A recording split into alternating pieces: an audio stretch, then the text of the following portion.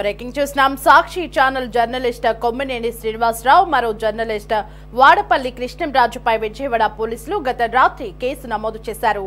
2 రోజుల క్రితం సాక్షి ఛానల్లో కొమ్మినేని నిర్వహించిన చర్చా వేదికలో పాల్గొన్న కృష్ణంరాజు అమరావతి మహిళలపై నోరు పారేసుకున్నారు.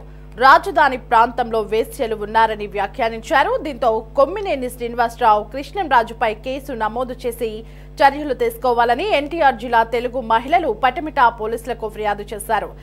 దీంతో పటమిట పోలీసులు కేసు నమోదు చేశారు.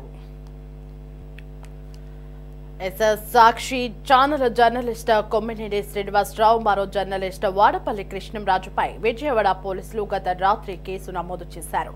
2 రోజుల క్రితం సాక్షి ఛానల్లో కొమ్మినేని నిర్వహించిన చర్చా వేదికలో పాల్గొన్న కృష్ణంరాజు అమరావతి మహిళలపై నోరు పారేసుకున్నారు.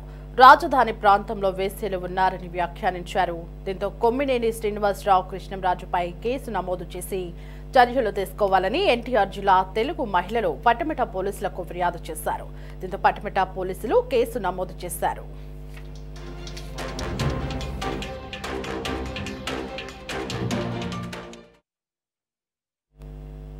ఇదే అంశానికి సంబంధించి మరింత సమాచారం మా ప్రతినిధి గాలిబ్ ఫోన్ ఇన్ లో అందించడానికి సిద్ధంగా ఉన్నారు.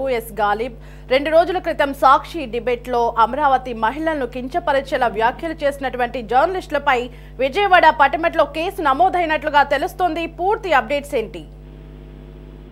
కొమ్మినేని జర్నలిస్టులు కొమ్మినేని అట్లాగే వాడపల్లి కృష్ణరాజుపై పడమట పోలీసులు కేసు నమోదు చేశారు. ప్రధానంగా అమరావతి మహిళలను కించపరిచే విధంగా వైశ్యులు రాజధాని అంటూ కూడా ఆయన కామెంట్స్ చేసిన నేపథ్యంలోనే ప్రధానంగా తెలుగు మహిళలు నిన్న విజయవాడ పడమట పోలీసులకు ఫిర్యాదు చేశారు. ఫిర్యాదు మేరకు విజయవాడ పడమట పోలీసులు కేసు నమోదు చేసిన పరిస్థితి మనకి స్పష్టంగా కనబడుతుంది. 2 రోజుల క్రితం చూసినట్టయితే సాక్షి లైవ్ డిబేట్ లోని కృష్ణంరాజు ఎవరైతే ఉన్నారో జర్నలిస్ట్ గా ఉన్న కృష్ణంరాజు ఇందుకు సంబంధించిన అనుచిత వ్యాఖ్యలు తీవ్ర స్థాయిలో దుమారం రేపాయి.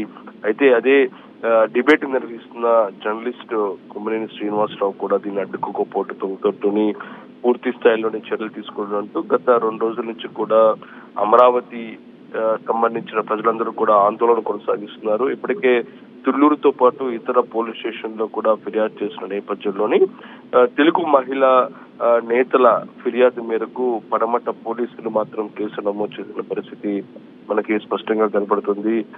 ఇప్పటికే రాష్ట్ర వ్యాప్తంగా ఉద్యమాలు కొనసాగుతున్నాయి. సాక్షి లైవ్ డిబేట్ లోని జర్నలిస్ట్ కృష్ణంరాజు చేసిన వ్యాఖ్యలను తీవ్ర స్థాయిలో ప్రతి ఒక్కరూ ఖండిస్తున్నారు. కఠిన చర్యలు తీసుకుంటామంటూ కూడా ఇప్పటికే ప్రభుత్వం ప్రకటించడం జరిగింది. ముఖ్యమంత్రి చంద్రబాబు నాయుడుతో పాటు ఉప ముఖ్యమంత్రి పవన్ కళ్యాణ్, దాంతో పాటు మంత్రి నారా లోకేష్ కూడా ఇప్పటికే ఇందుకు సంబంధించిన అంశంపై చర్యలు తప్పవంటూ కూడా హెచ్చరికలు జారీ చేశారు. అమరావతిపై ఇంత అనుచిత వ్యాఖ్యలు చేసిన వారిపై ఖచ్చితంగా చట్టపరంగా చర్యలు తీసుకుంటామంటూ కూడా ప్రభుత్వం కూడా ప్రకటించింది.